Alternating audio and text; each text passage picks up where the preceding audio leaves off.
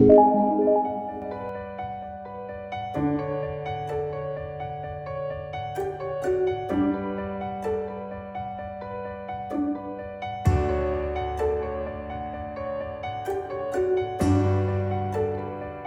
students, we are going to continue with differentiation, and today in differentiation we'll be seeing the differentiation of parametric function. So let's look at what do we mean by a parametric function.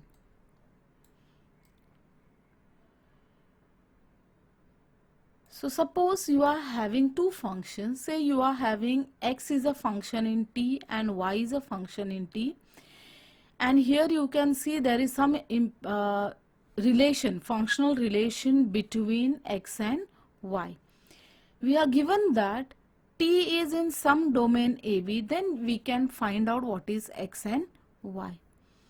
Now if the two variables x and y are defined separately as functions by an intermediate variable t, then that intermediate variable is known as a parameter, and now the differentiation we are going to see for this parametric function. Now let's understand what this is.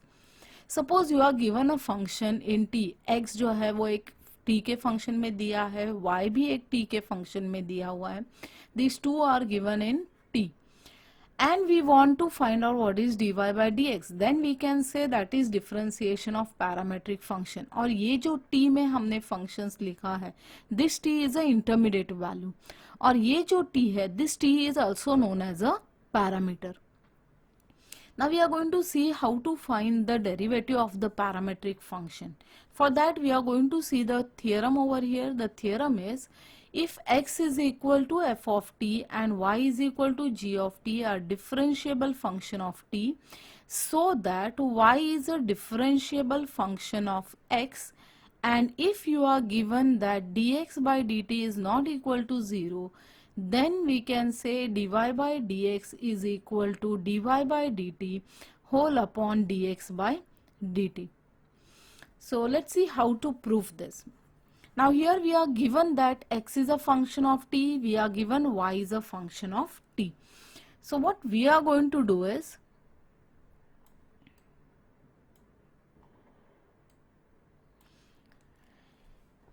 let there be a small increment in the value of t. So हम t में एक small increment ले रहे हैं, that is delta t. So if there is an increment in t, then there will be an increment in x as well as y. So let us call that increment as delta x and delta y. So we have delta t, delta x and delta y are small increment in t, x and y respectively. Now, and these increments are such that delta t is not equal to 0, delta x is also not equal to 0. Now we are just going to consider this ratio. That ratio is delta y divided by delta x. Now here we know that as delta x tends to 0, automatically delta t will also go to 0. So they are implying each other. Now here what we are going to do is, we are just going to multiply and divide the denominator and the numerator by. So here we are going to divide the numerator and the denominator by delta t. So here we get delta y divided by delta t whole upon delta x divided by t, and this we can do because we know that delta x divided by delta t is not equal to 0. This we have got because we have this condition, if condition over here. ये condition हमारे पास है, तो we know that the value, this ratio is not going to be 0. Now we'll take limit as delta t tends to 0 on both sides. So here we are going to take delta t, limit delta t tends to 0, delta y divided by delta x is equal to limit delta t tends to 0, delta y divided by delta t whole upon delta x divided by delta t. Now we know that as delta t is going to 0, delta x will also go to 0. We have seen it over here. हमने यहाँ पे increment x, अगर t में increment लिया तो x में increment हो गया है. So if you reduce the increment in t, automatically the increment in x will also reduce. So we can say limit delta x tends to 0 delta y divided by delta x is equal to, हम limit को distribute कर रहे हैं numerator denominator में, तो ये हो जाएगा limit delta t tends to 0 delta y divided by delta t whole upon limit delta t tends to 0 delta x divided by delta t. Now we are also given that this x and y are differentiable functions of t. तो अगर ये differentiable functions है, we can say limit delta t tends to 0 delta x divide by delta t exist and that value is equal to dx by dt. And we also have limit delta t tends to 0 delta y divided by delta t is equal to delta y divided by delta t. They both exist and they are finite. So now let's look at equation number 1 over here. So अगर equation number 1 हम देखते हैं, हमें क्या मिला? Numerator is existing, the denominator is existing on the right hand side. तो अगर right hand side exist कर रहा है तो left hand side भी exist करेगा. So from equation 1 and 2 you can say that the limit on the right hand side of this equation is finite and it is existing. So therefore the limit on the RHS of this equation number 3 will also exist. तो यहाँ का left hand side भी exist करेगा, and if the left hand side is existing we can say limit delta x tends to 0 delta y divided by delta x is equal to dy by dx. Now we'll put all these value in this equation number 3. So as we put it in equation number 3 we get dy by dx is equal to, here we get dy by dx is equal to dy by dt upon dx by dt. So this is the theorem. It is similar like the previous two theorems. Theorems are quite simple. Now let's take some example based on this theorem and how to apply the examples. We are looking at exercise number 1.4 now. So few questions I have marked, we'll solve those questions, then remaining sums you can try. Let's look at group 1 question. Group 1 we are solving the first question here. So in the solution we are given the value of x is equal to 80 square, we are given y is equal to 2 times 80 and we want to find out what is dy by dx. So since we are given that y is equal to 2 times 80, हम इसको differentiate करेंगे with respect to t. As we differentiate we get dy by dt is equal to, here we get 2a. Now also we are given the value of x. x का value दिया हुआ है 80 square. So now again we'll differentiate this function with respect to t. As we differentiate हमें मिलता है dx divided by dt is equal to, this value is 2 times 80, t square का derivative हो जाता है 2t. Now we have got the value of dy by dt, we have got the value of dx by dt. अब हमारे पास formula है, we know that dy by dx is equal to, this is dy by dt whole upon dx by dt. So जो value हमारे पास है हम substitute कर देते हैं. dy by dt का वैल्यू हमारे पास है 2a और dx by dt का वैल्यू है 280. कैंसलेशन करते हैं यहाँ पे तो हमें मिल जाता है, we get dy by dx is equal to, here 2 and a get cancel, बचा हमारे पास 1 upon t. Let us call this as equation number 1. Now let's look at the given term. हमारे पास दिया हुआ है y is equal to 2 times 80 and we are given x is equal to 80 square. अब हमें यहाँ पे 1 upon t के value की ज़रूरत है, तो हम क्या करते हैं, हम y को डिवाइड करते हैं. So therefore we can say y divide by x is equal to 280 divide by 80 square. Cancellation करेंगे तो हमें मिलता है y upon x is equal to, here we get this is 2 divide by t. लेकिन अगर equation 1 देखेंगे, equation 1 में हमें सिर्फ चाहिए है 1 अपॉन t का वैल्यू, तो यहाँ पे हम 1 अपॉन टी का वैल्यू निकाल सकते हैं. हमें मिलता है 1 upon T is equal to, this value is y divide by 2x. अब हमारे पास ये वैल्यू है 1 अपॉन टी का, will put it in equation number 1. So from equation number 1 we get dy by dx is equal to, ये हो जाएगा y divide by 2x and done. So जब भी पैरामीट्रिक फंक्शन रहेगा, जो भी वे यहाँ पे पैरामीटर रहेगा, यहाँ पे t पैरामीटर था तो हमने डिफरेंशिएट किया विथ रिस्पेक्ट टू t. अगर पैरामीटर चेंज हो जाएगा, we'll differentiate with respect to that parameter. I hope you have understood this one. Let's take another question.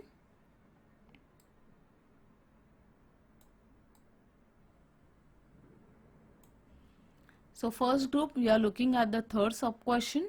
Let's look at the solution now. Now here we are given the value of y. Y का value दिया हुआ है log of a square plus m square. और x का value भी दिया हुआ है, x का वैल्यू दिया हुआ है, here you are given x is equal to root of a square plus m square. अब हम क्या करते हैं, पहले y को डिफरेंशिएट करते हैं विथ रिस्पेक्ट टू m, क्योंकि यहाँ पे m is the parameter. So differentiating y with respect to m, हमें मिल जाता है dy divide by dm is equal to log of f of m का फॉर्मूला हम अप्लाई करेंगे. log ऑफ fx है, लेकिन वहां पे x था वेरिएबल, यहाँ पे m है हमारा parameter.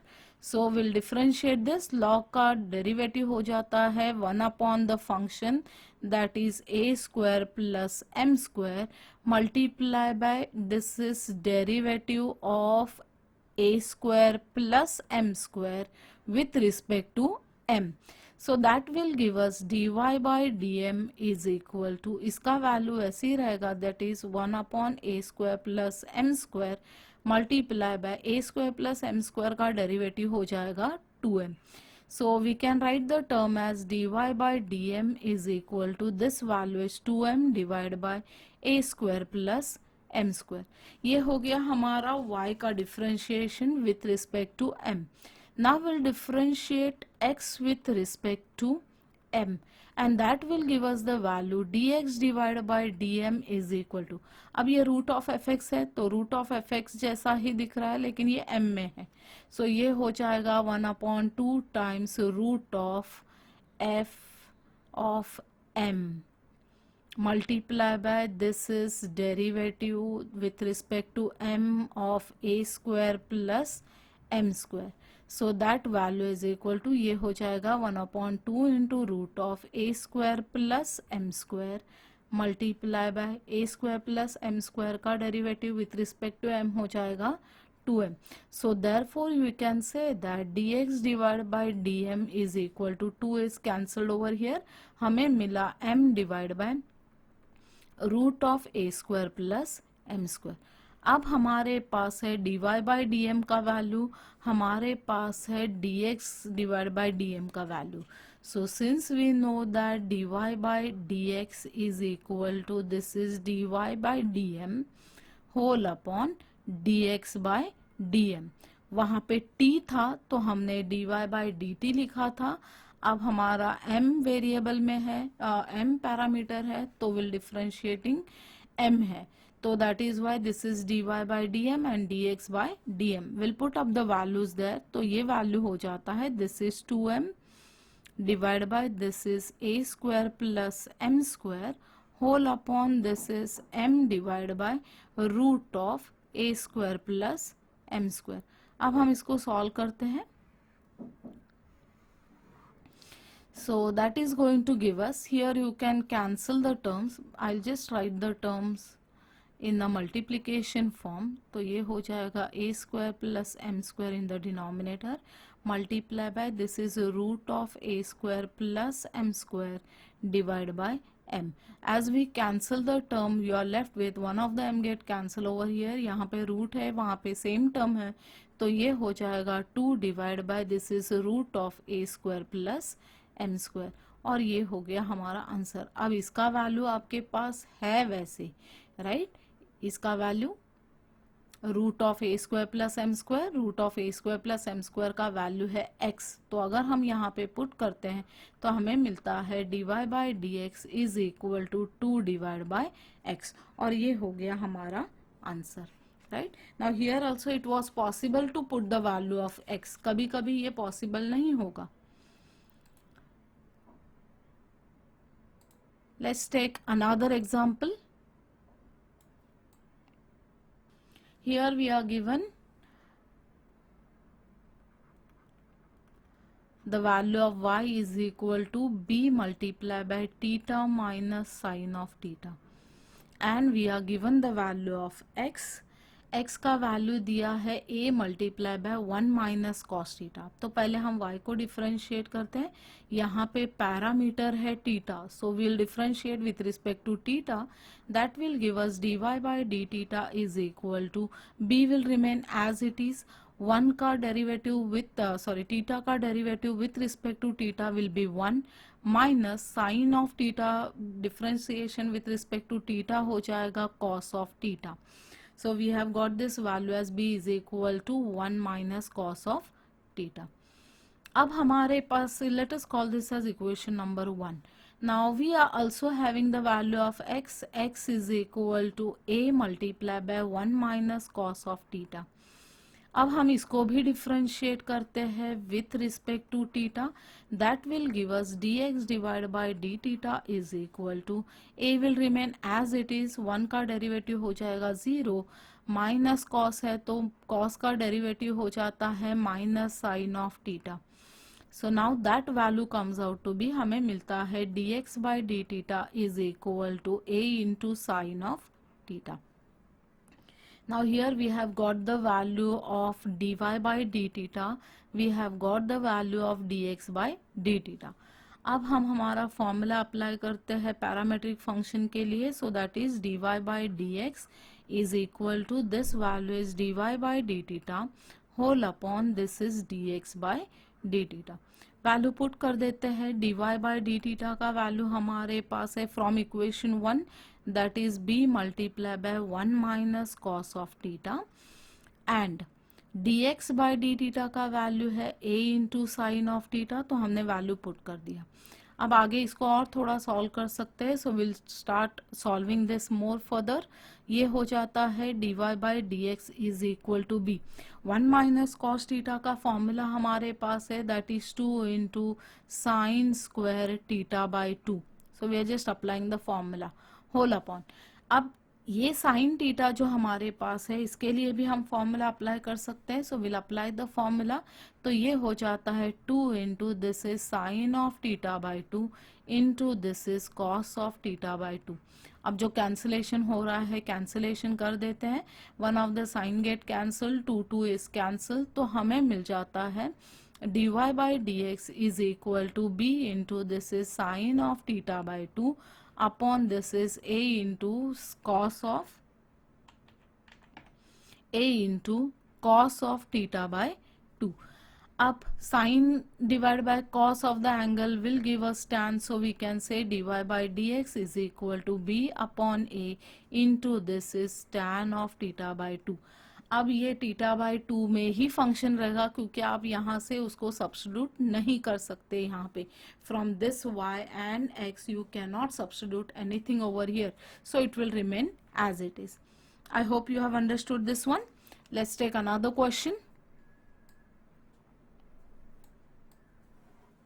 So this is 6th sub question of group 1. We are given x is equal to t plus 1 upon t whole raised to a, and we are given y is equal to a raised to t plus 1 upon t, where we are given a is greater than 0, a is not equal to 1 and t is not equal to 0. So let's look at the solution. Let's consider the value of y. y का value दिया है a raised to t plus 1 upon t. Now here we can directly apply a raised to fx वाला जो formula है differentiation के लिए. So we'll just start differentiating the function with respect to t. So that will give us dy by dt is equal to a raised to t plus 1 upon t into this is a log of a multiply by derivative of t plus 1 upon t. अब differentiate करते हैं आगे इसको, तो ये value हो जाएगा a raised to t plus 1 upon t into this is a log of a multiply by t का डेरिवेटिव हो जाएगा 1 और 1 अपॉन t का डेरिवेटिव हो जाएगा minus 1 upon t square. So now we have got this value.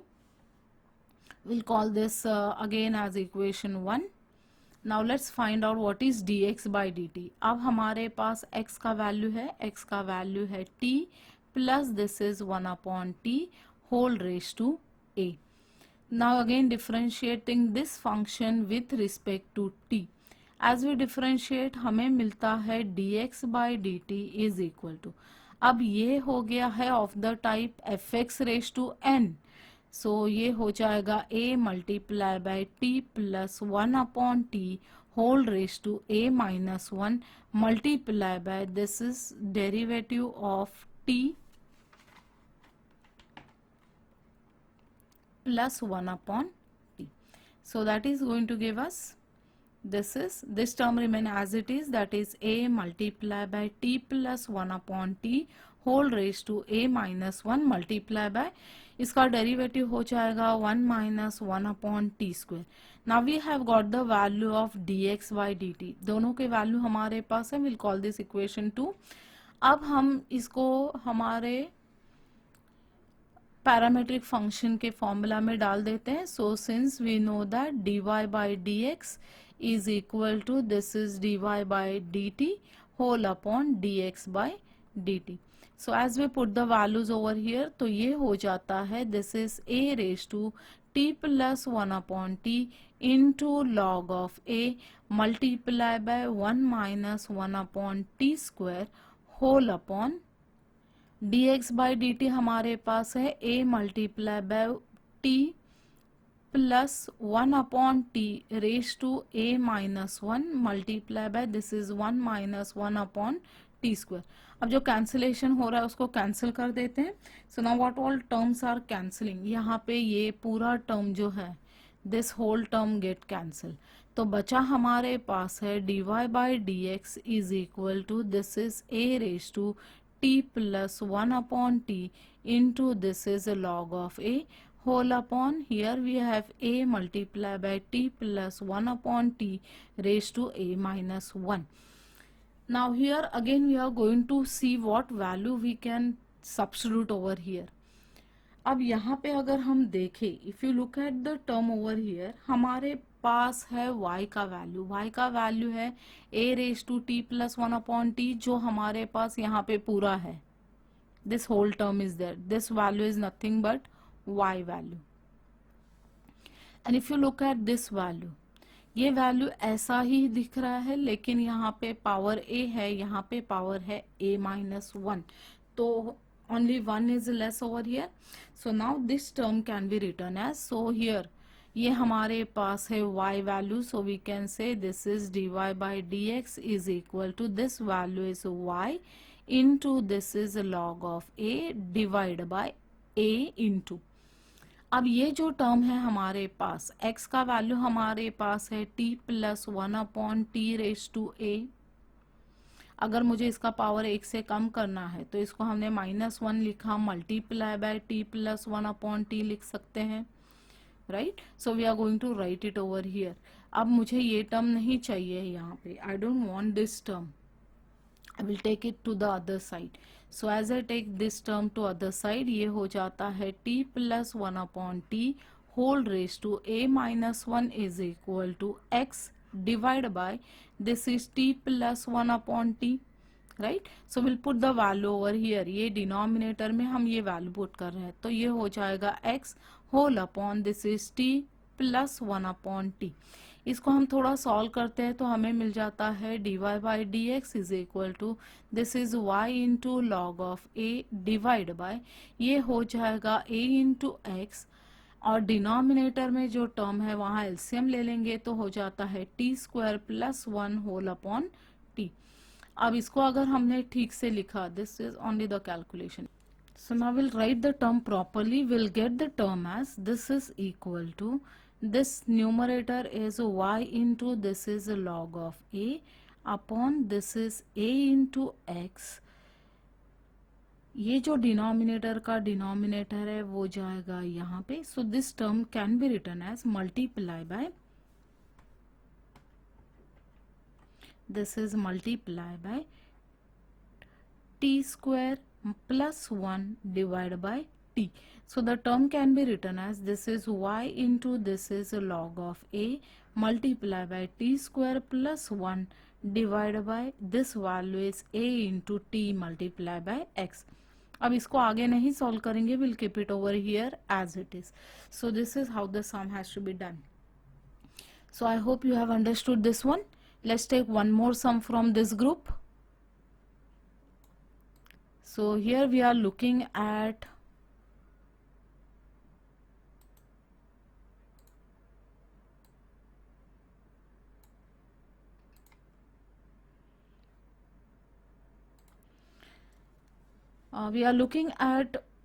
group 1 sub question number 7. Let's look at what is given to us as y. y हमारे पास है, this is sec inverse root of 1 plus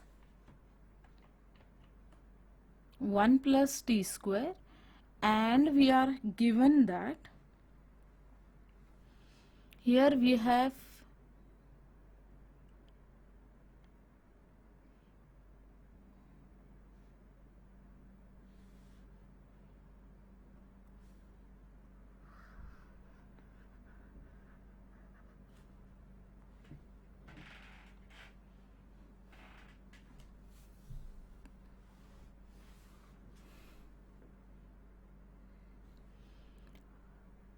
so we are looking at first group sub question number 7. Let's see what is given to us over here. यहाँ पे हमारे पास है in the solution we are given the value of y.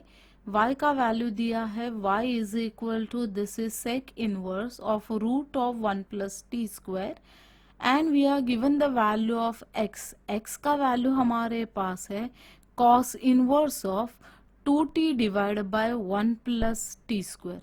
Now if you look at this sum, एक तो यहाँ पे inverse function दिया हुआ है, एंड साथ ही साथ अगर आप ये फंक्शन ऑफ t देखोगे, the function over here is also a big function. तो आप अगर डायरेक्ट डिफरेंशिएशन करोगे, it is going to get much bigger.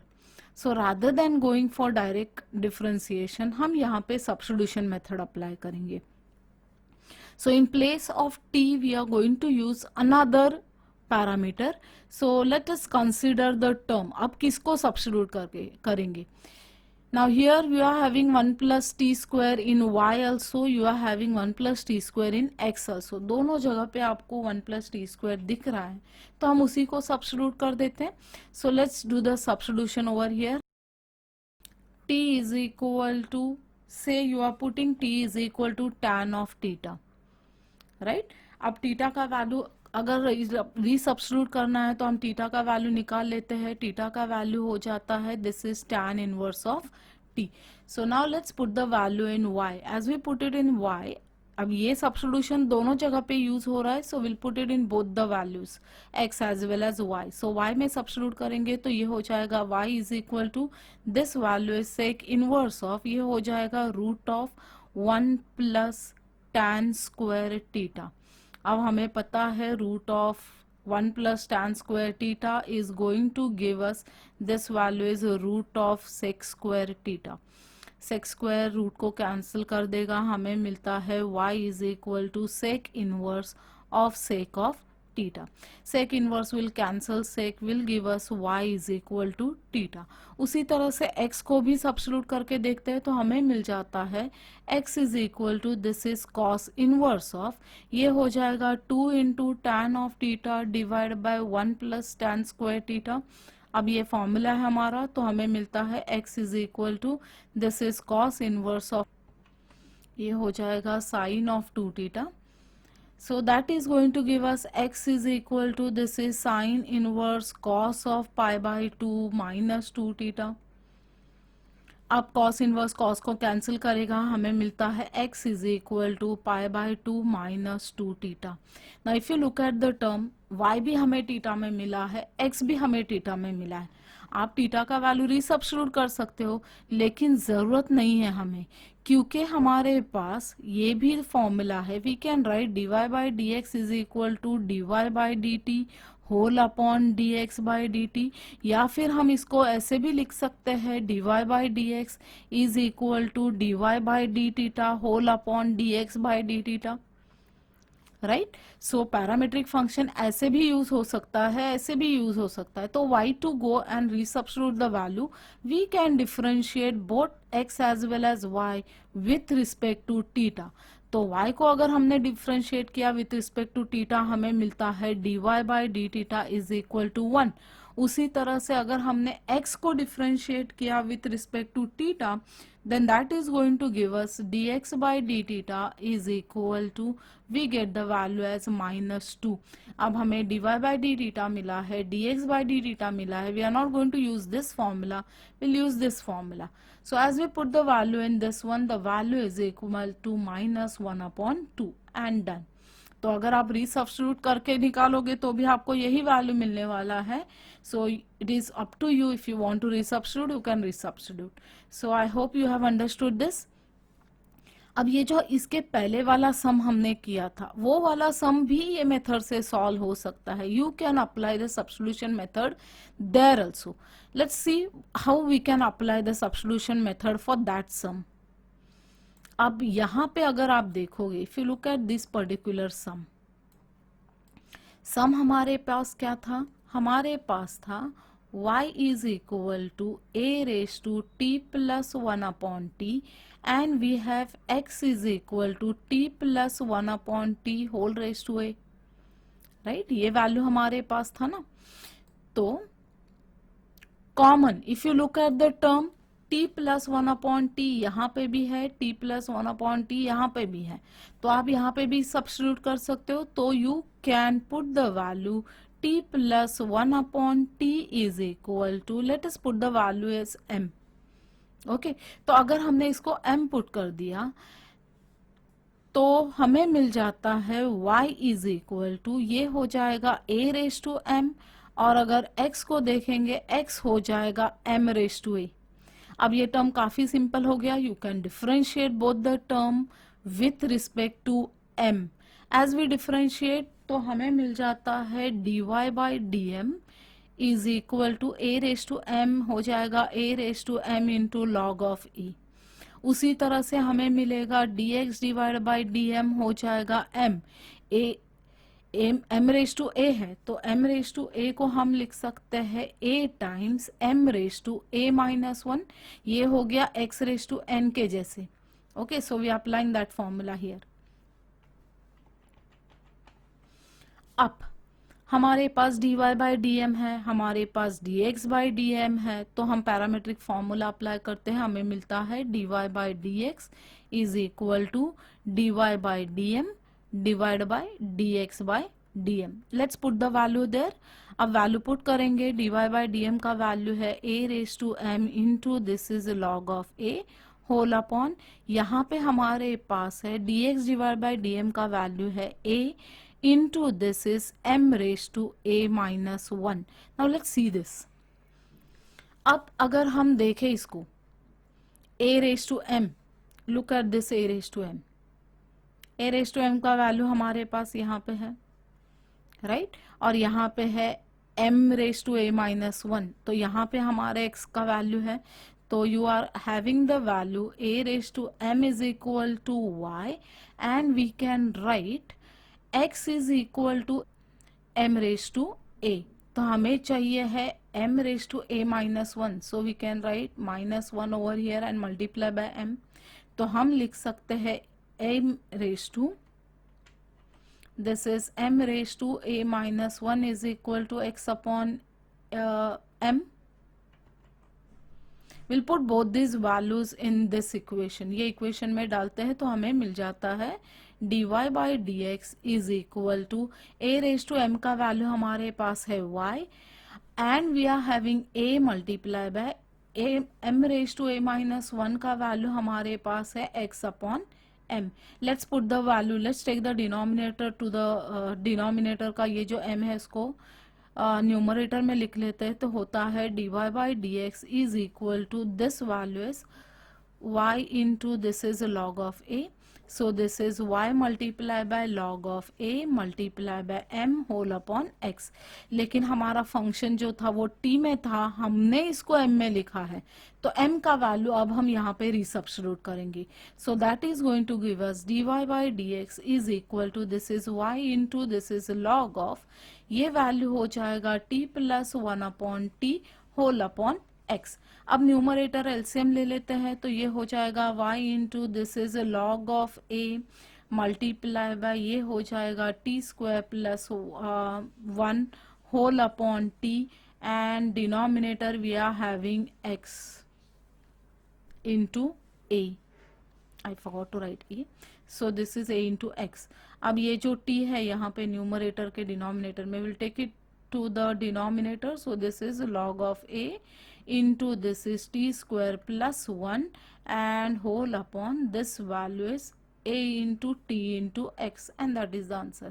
So ये method भी आप apply कर सकते हो. See, if you look at the answer, both the answers are same. See here the answer was same, the same like this. So चाहे ये method से करो या ये method से करो, you can apply any one of the two methods. I hope you have understood the method. So यहाँ पे भी आप substitution apply कर सकते हो. We'll stop over here for the day, students. Have a nice day and thank you.